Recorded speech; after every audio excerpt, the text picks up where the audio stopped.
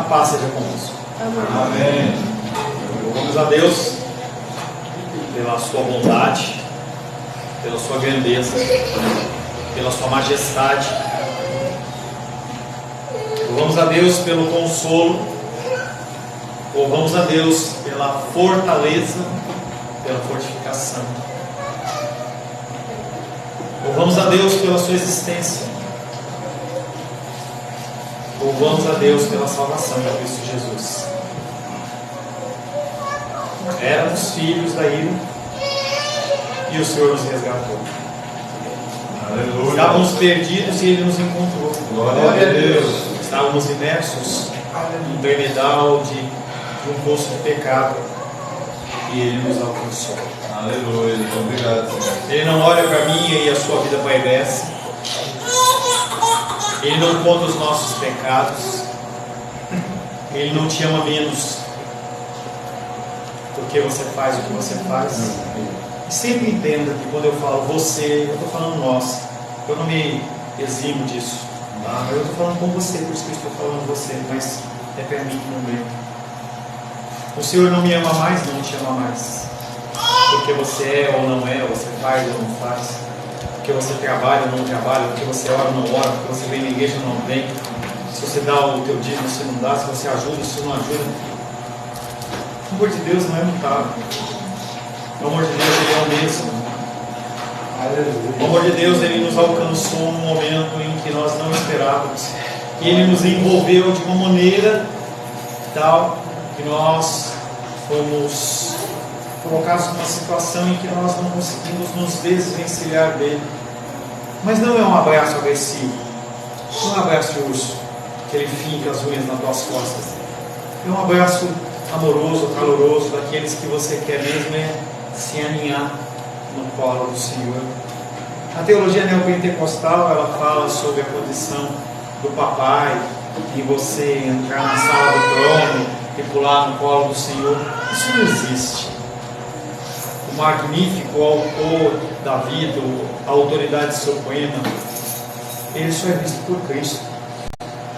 Não é essa a possibilidade, mas ele derrama em nós o seu coração e mostra o apreço dele pela sua vida, entregando o seu Filho amado para morrer na cruz do Calvário. É uma demonstração muito maior do que você entrar na sala do doutor e pular no colo dele. Ele tem rosto bem mais precioso. A esse Deus nós servimos. Nunca se esqueça, no momento da dificuldade, do revés e da dúvida, que esse Deus, ele se declara como Deus Emmanuel. Antes dele vir, ele fala: eu sou um Deus conosco.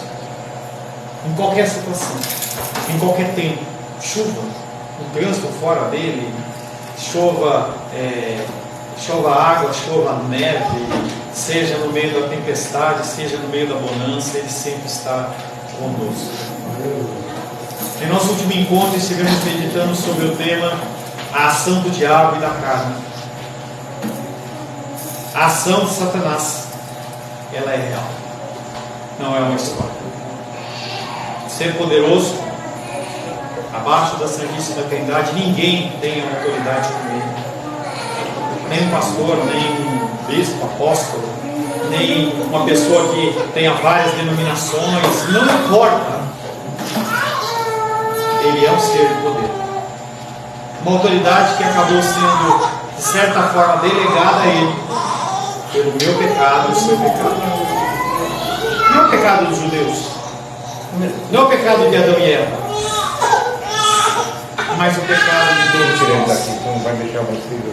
Não é algo fictício ou proveniente de uma meditação transcendental, mas é algo real.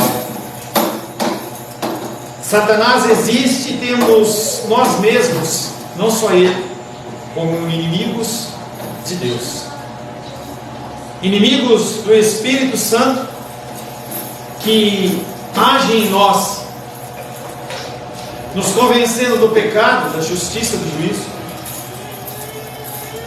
e pregando a restauração. Quando eu e você nos rebelamos contra Deus, há uma reação natural da parte de Deus. A física diz que toda ação tem uma reação. E apesar de Deus continuar te amando, porque Ele te ama, Ele reage à minha rebeldia, à sua rebeldia. Se Deus assim permitir, nós vamos meditar pela última vez nos versos 1, 2 e 3. Verso da semana passada, foi da retrasada que será nos dias de hoje. Ele vos deu vida, estando vós mortos nos vossos delitos e pecados, nos quais andastes outrora segundo o curso desse mundo, conforme o príncipe da potestade do ar, do espírito que agora atua nos filhos da desobediência, entre os quais também todos nós andamos outrora, segundo os desejos da nossa carne, fazendo a vontade da carne, dos pensamentos, e éramos por natureza filhos da ira, como também os outros. Finalizamos o culto da semana passada falando que nós estávamos mortos e estávamos escravizados.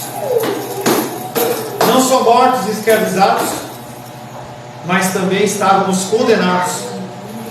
E como condenados, nós éramos por natureza filhos da ira, como todos os seres humanos. Antes de Cristo, Deus olhava para você e tinha ódio por você, pelas suas ações. É difícil nós imaginarmos um Deus que sente ira ou sente ódio, mas quando Ele olha você, a parte de Cristo, e não vê o sangue de Cristo, Ele vê a causa do sofrimento e da morte do seu filho amado. E Ele vê por você, um filho da ira. Nós meditamos sobre a hostilidade das pessoas em relação à palavra de ira, ou filhos da ira, e a condição de que nós tínhamos uma natureza caída. Meditamos sobre o conceito da palavra ira, no que se refere a Deus. E agora nós iremos dar o fechamento dessa palavra, desses 3 versos, falando sobre o entendimento correto dessa palavra, filhos da ira, e da condição minha e sua de uma natureza caída. A palavra de hoje tem como título a imagem de Deus em nós, e como eu disse para você, o termo teológico é imago Dei, ou a imagem de Deus em nós. Você carrega a imagem de Deus em você. Quero convidar você a ficar de pé, para ler comigo a palavra de Deus, Efésios capítulo 2, verso 1 em diante. Extremamente necessário você ler as Escrituras comigo. Desenvolva esse hábito de você ler as Escrituras, porque se você confia em quem fala, você pode ser enganado. E dê preferência a uma Bíblia em papel, uma Bíblia escrita, tá? Estou procurando uma Bíblia mais em conta. O Nicolas já falou que quer uma Bíblia. Gabriel, Rafael, os dois, uma Bíblia para o Gabriel, Rafael, o Pedro também. Se você tem desejo de uma Bíblia simples, não é para fazer frufru nem nada, é uma Bíblia para você ler, você fala comigo, que eu vou comprar, fazer um pedido só para todos nós. Também vou comprar uma Bíblia para mim. Não dá para fazer casamento com uma Bíblia mais dessa, né? Tá bagaçada, né? O cara nem leva fé em mim, né? Então, eu vou comprar também uma Bíblia para mim. Se você tem desejo, você fala que eu vou estar comprando essas Escrituras. Mas por enquanto, você lê aí como você puder. Efésios capítulo 2, verso 1 em diante. Assim diz a palavra de Deus: Ele vos deu vida, estando vós mortos nos vossos delitos e pecados, nos quais andastes outrora segundo o curso deste mundo, segundo o príncipe da potestade do ar, do espírito que agora atua nos filhos da desobediência, entre os quais também todos nós andamos outrora, segundo as inclinações da nossa carne, fazendo a vontade da carne e dos pensamentos, e éramos por natureza filhos da ira, como também os demais. Mas Deus, sendo rico em misericórdia, por causa do grande amor com que nos amou, e estando nós mortos em nossos delitos, nos deu vida juntamente com Cristo. Pela graça sois salvos, e juntamente com Ele nos ressuscitou e nos fez assentar nos lugares celestiais em Cristo Jesus, para mostrar nos séculos vindouros a suprema riqueza da sua graça em bondade para conosco em Cristo Jesus. Porque pela graça sois salvos mediante a fé, e isso não vem de vós, é dom de Deus, não de obras para que ninguém se glorie, pois somos feitura dele, criados em Cristo Jesus para boas obras, as quais Deus de antemão preparou para que andássemos nela. Palavra do Senhor, amém? Amém. Senhor, em nome de Jesus, nós louvamos o Teu nome, pelo privilégio que temos de ler a Tua Palavra, de ouvir a Tua Palavra. E nós pedimos, Pai querido, que nós possamos ouvir a Tua Palavra, proclamar a Tua Palavra e viver a Tua Palavra. Peço, Pai querido, em especial, que o Senhor coloque sobre a minha vida o Espírito Santo de Deus, para que eu possa, Pai, proclamar a Tua mensagem, mensagem rica, mensagem verdadeira do Teu altar, e que sobre nós, Pai, seja derramado o Espírito Santo, o Espírito de sabedoria, porque a Tua Palavra diz que, se nós pedirmos sabedoria, o Senhor nos concede. Aleluia. Consagramos esse tempo de meditação na Tua Palavra, em nome de Jesus. Amém. Podeis se assentar, em nome de Jesus.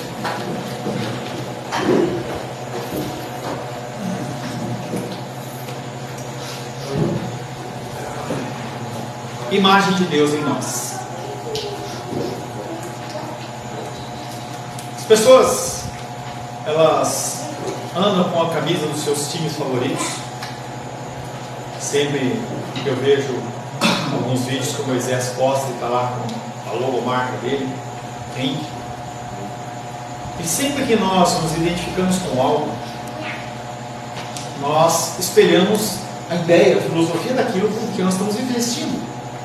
Então, se você tem a camisa lá do Moisés, você pode estar ajudando, pode estar fazendo uma propaganda, mas em regra é uma pessoa que tem alguma afinidade com artes marciais ou alguma coisa dessa área.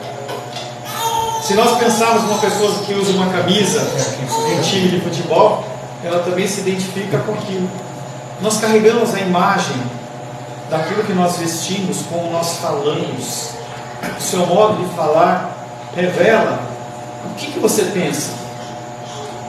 Aquele conceito de que eu falei sem querer é um conceito infantil. Você fala aquilo que você quer falar, aquilo que o coração está imerso, e você fala e espera exatamente isso. Você foi criado à imagem de Deus. Se você é salvo ou não é salvo, você foi criado à imagem e conforme a semelhança de Deus. Alguns têm a imagem mais deturpada, outros menos, mas todos nós carregamos a imagem de Deus. Nessa noite nós vamos estar fechando esse ciclo do verso 1, 2 e 3, que diz: Ele vos deu vida, estando vós mortos nos vossos delitos e pecados, nos quais andastes outrora segundo o curso desse mundo, conforme o príncipe da potestade do ar, o Espírito que agora atua nos filhos da desobediência, entre os quais também nós andamos outrora, segundo os desejos da nossa carne, fazendo a vontade da carne, dos pensamentos, e éramos por natureza filhos da ira, como também os outros.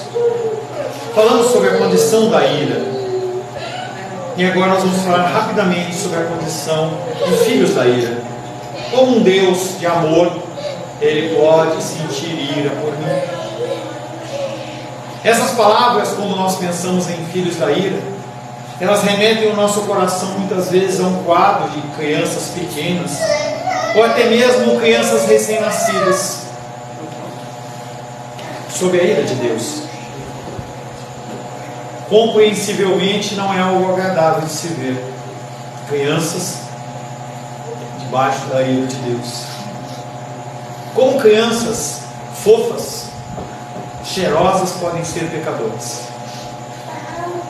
Será que as crianças que estão no ventre também são pecadoras? O nosso juízo ele pula em defesa. Mas pode-se dizer com segurança que quando o apóstolo Paulo ele fala nesse texto em Efésios sobre filhos da ira, ele não está falando apenas de crianças. Ele está falando na condição do ser humano de uma forma geral. Crianças, adultos.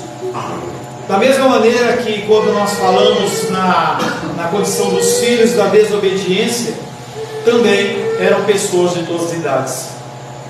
A Júlia sabe o que ela está fazendo. Parece que ela não sabe, mas ela sabe o que ela está fazendo. Miguel, ele sabe o que ele está fazendo. Mas como? Ele sabe o que ele está fazendo. A Heloísa sabe o que ela está fazendo. Nós sabemos como nós agimos. Talvez a gente não tenha tanta facilidade de interagir com o mundo exterior, e no caso do Miguel, por exemplo, e da Heloísa, a forma mais fácil de se expressar seja o choro, mas eles sabem o que eles estão fazendo. Quando se fala em filhos da ira, quando se fala em filhos da desobediência, nós estamos falando no ser humano em geral. O terceiro problema desse versículo é quando nós falamos no conceito de que por natureza nós éramos assim. E é uma grande forma de desculpa, por exemplo, dentro da corrente homossexual, em que fala: eu nasci assim, eu sou desse jeito. Como que eu posso ser culpado de algo que eu nasci assim? Muitos homens, eles se justificam nessa condição por eles serem agressivos, violentos, mulherentos, porque se dizem que nasceram assim, por natureza. Em que sentido, por natureza, éramos objeto da ira e do julgamento de Deus? Para começar, podemos todos concordar que Paulo, ele faz um contraste intencional àquilo que éramos por natureza e é o que nós deveríamos ser nos dias de hoje. Se você encontrou Jesus, você tem que ser diferente. Já disse para você que presença em igreja não salva ninguém. Ou você tem Cristo no coração, ou você não tem Cristo no coração. Sim, sim, não. Se as pessoas olham para você e não vejam a diferença do Vitor de antes de Cristo e depois de Cristo, alguma coisa está errada.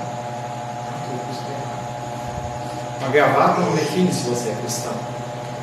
Uma blusa de manga comprida não define se eu sou cristão. Se você tem tatuagem ou não tem tatuagem, não define se você é cristão. Se você bebe ou não bebe, não define se você é cristão. Se você fuma ou não fuma, se você é uma pessoa frequentadora da igreja ou não. Mas muitos desses, eles são sinais. O seu modo de agir, como você age, como você reage, ele muitas vezes ele mostra onde está o teu coração. Então, a família do André passou por um revés, perderam um ente querido. Como reagem? Há um momento de dor, sim.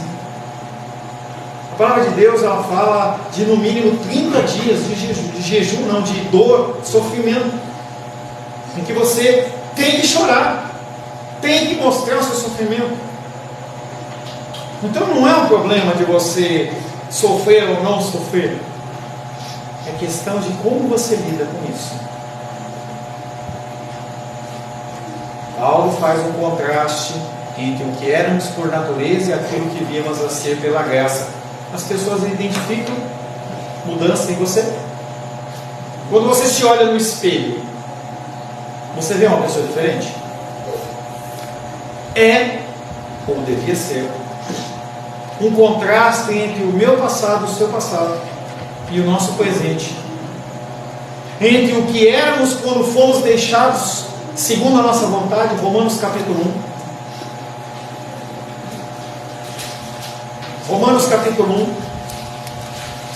versos 22 a 24 e 26. Romanos capítulo 1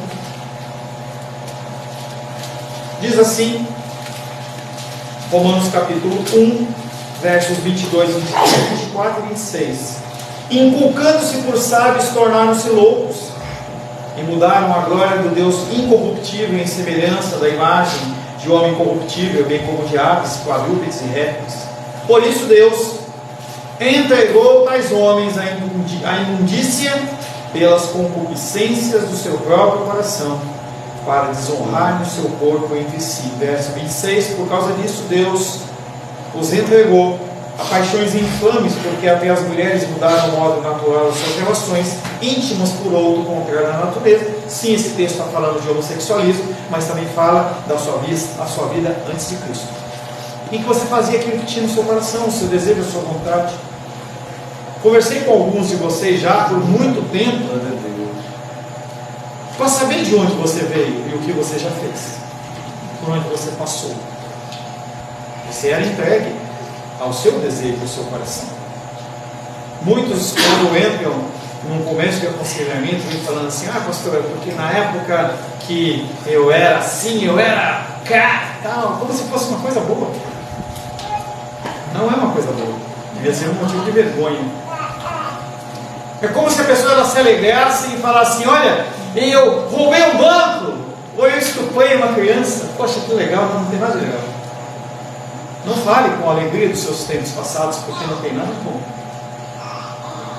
É ou deveria ser um contraste entre o passado e o presente, entre o que éramos quando fomos deixados a nós mesmos, e o que devíamos e o que viemos a ser, porque Deus interveio em nosso favor. E aí nós já lemos o texto de Efésios, que mostra o resgate de Deus à nossa vida, em que se Ele não tivesse se nos encontrado, se Ele não tivesse nos alcançado, nós continuaríamos nas velhas práticas, fazendo as coisas que nós fazíamos antes.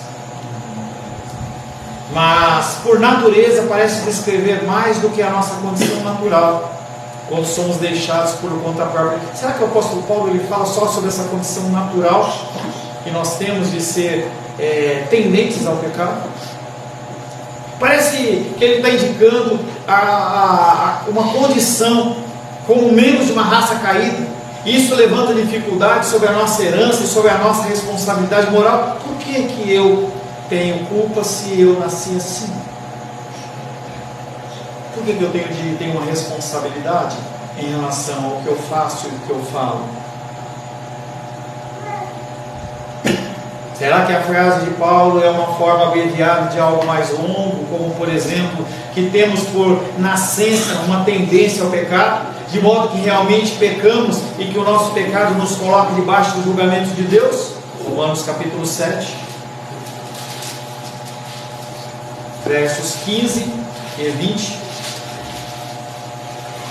Romanos capítulo 7, versos 15 e 20, diz assim: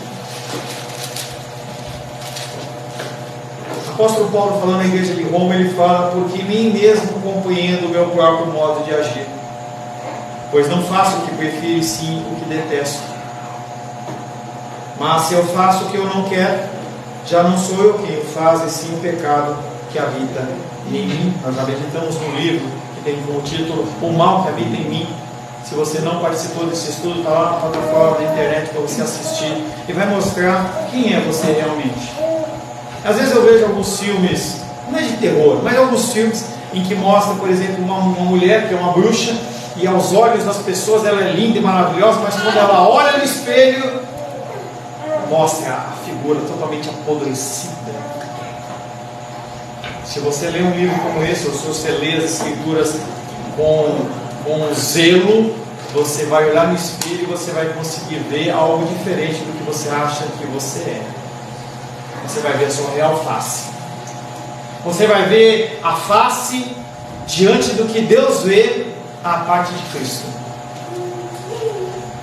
Será que o apóstolo Paulo está dizendo que a nossa própria existência como seres humanos está sujeita desde o nascimento ao julgamento de Deus? Essa frase às vezes é citada como se visasse afirmar a doutrina de que pelo nosso mero nascimento incorremos na ira divina, e que a parte de qualquer iniquidade voluntária, independente do que eu faça, eu estou sob a maldição divina. Será que é verdade?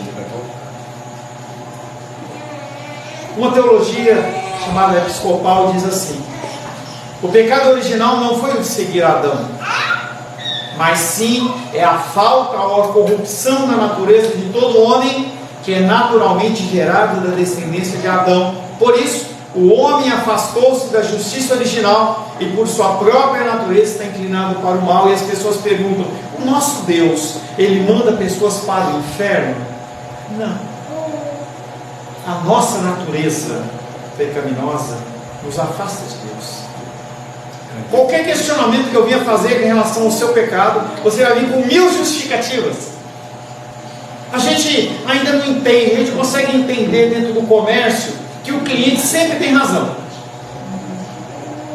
E se a gente entender essa dinâmica, quando alguém vier reclamar de um produto que você está oferecendo, peça desculpas e apresente uma solução para aquele problema, e não justifique.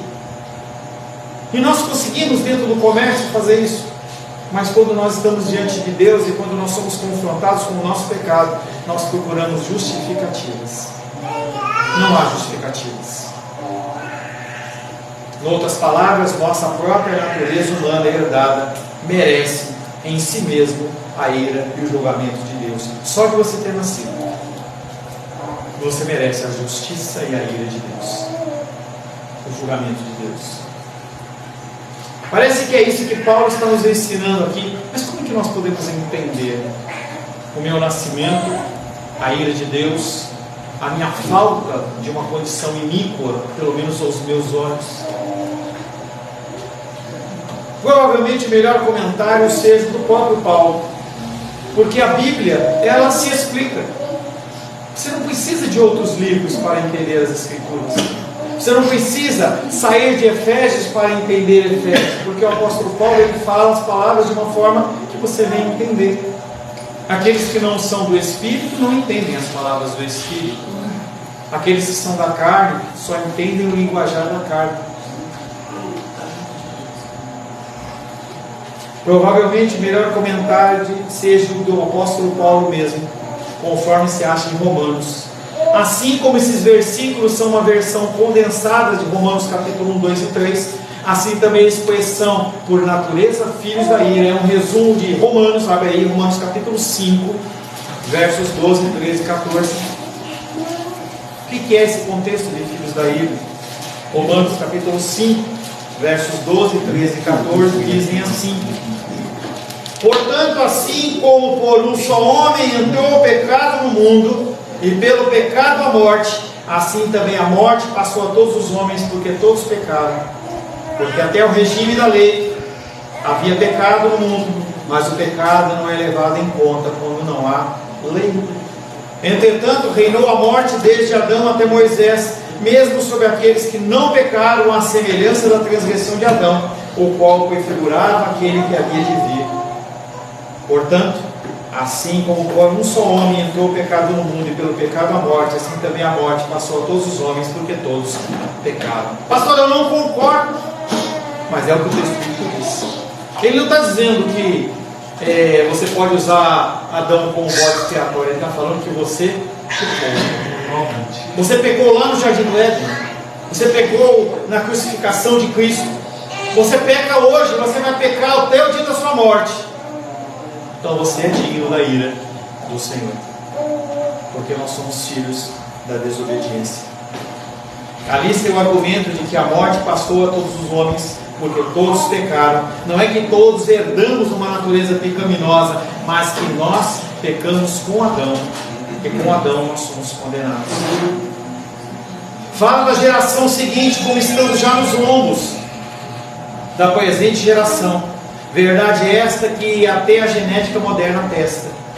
Nós temos que lembrar que mesmo a genética diz que, será que você tem alguém na sua família que teve câncer ou teve algum problema cardíaco? E eles fazem um mapeamento lá, porque se alguém na sua família teve, há uma probabilidade de que você tenha. Há doenças que são geneticamente comprovadas, que elas passam de geração em geração. Até a genética entende isso, e nós temos muitas vezes dificuldade de pensar dessa maneira. Paulo está dizendo, pois, que nós não podemos fazer de Adão o nosso bode expiatório, culpá-lo pelos nossos pecados, por nossa culpa e pela nossa condenação. Não precisa abrir em Ezequiel capítulo 18, no tempo do cativeiro babilônico, as pessoas falavam para Deus: por que nós estamos sendo punidos? Os nossos pais pecaram e não nós. E Deus fala: ninguém é condenado pelo pecado de outra geração. Você é condenado pelo seu pecado, pela sua ação. nós também estamos em Adão. Pois pode ser dito como verdade que nele e com ele incorremos na culpa e morremos. Não é nesse sentido que podemos ser descritos como sendo por natureza pecadores e sujeitos ao justo julgamento de Deus?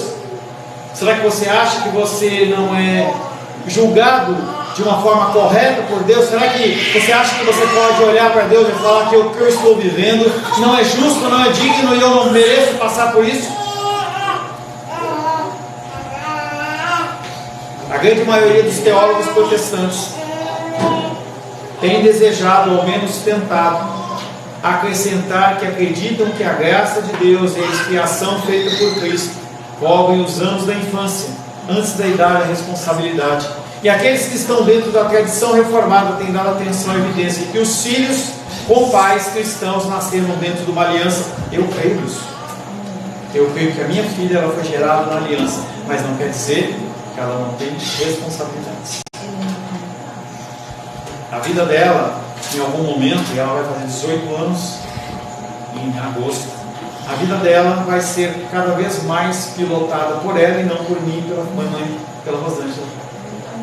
Ela vai ter que definir a vida dela, ela vai ter que tomar decisões a respeito dela, mesmo sendo uma filha da aliança. É claro que é muito mais fácil você ser criado dentro de um lar cristão do que num lar não cristão. Leia-se cristão biblicamente definido. E você ter um pai e uma mãe que foi para a igreja, isso não é um lar cristão necessariamente.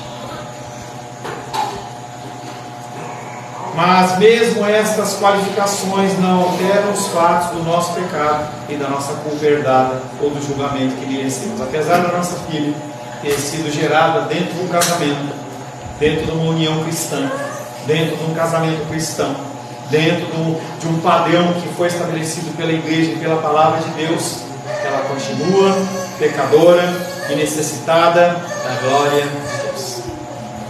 Nada exime isso. Nada exime isso.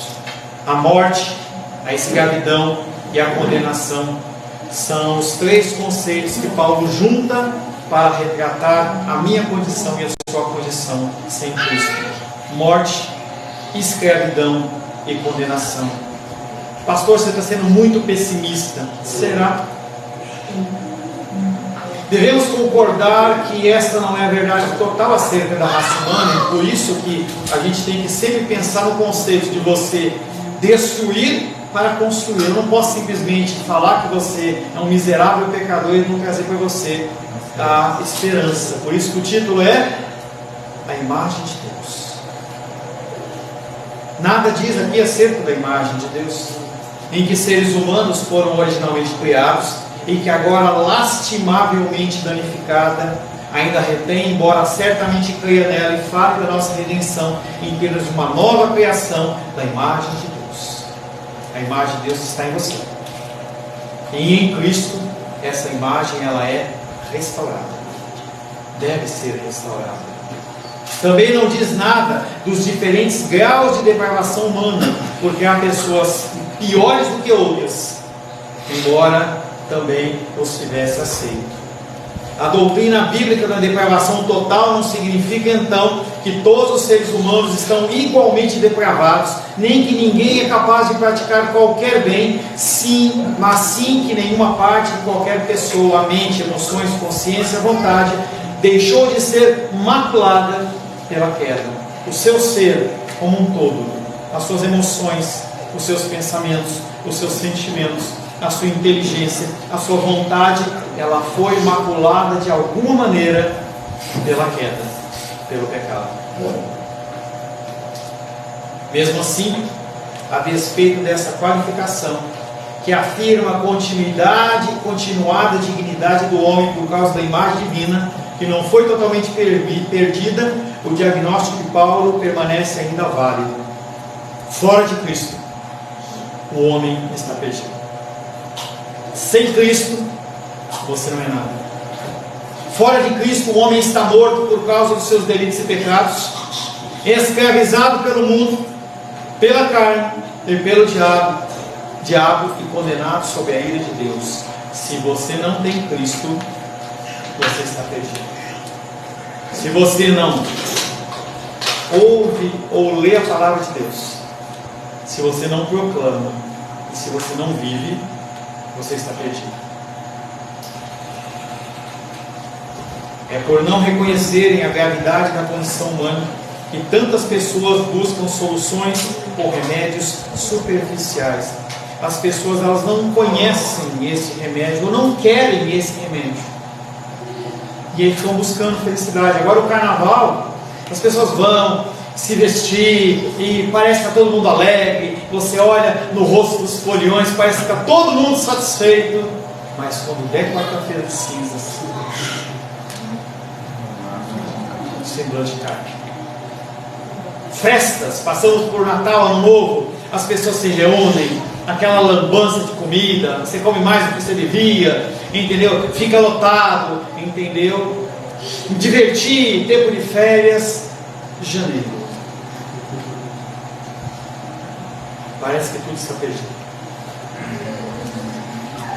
É por não reconhecerem a gravidade da condição humana que tantas pessoas buscam soluções com remédios superficiais.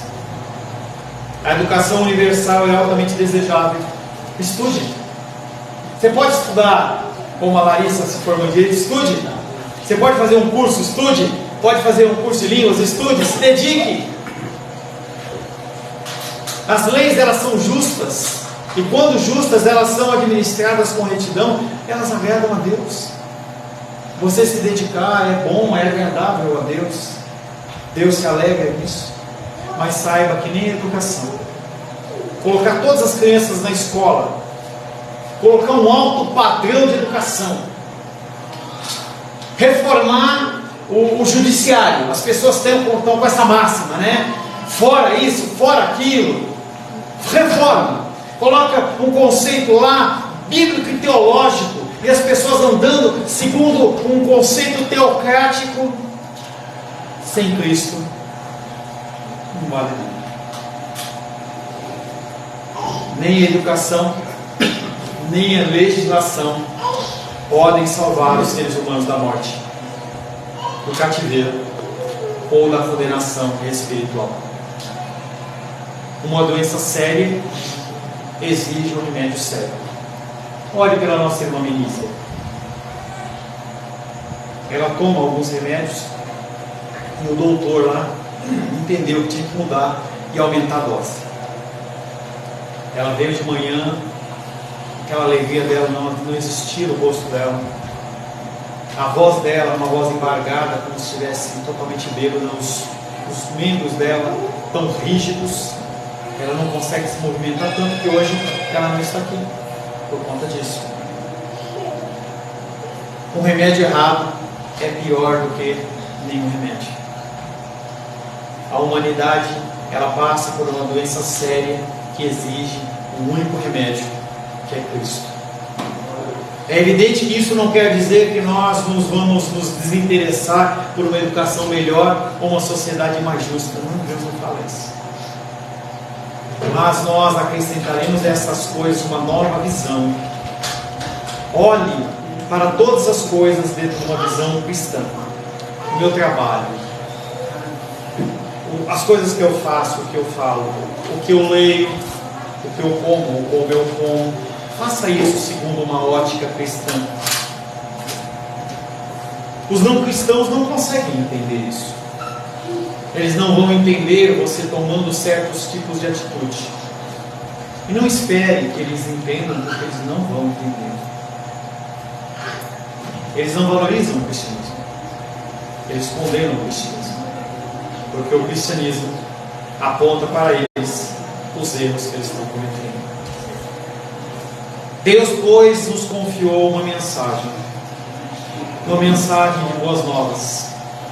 Nós já meditamos no Evangelho de João, e quando Jesus Cristo nasceu, os anjos abriram os céus e se apresentaram a homens pastores.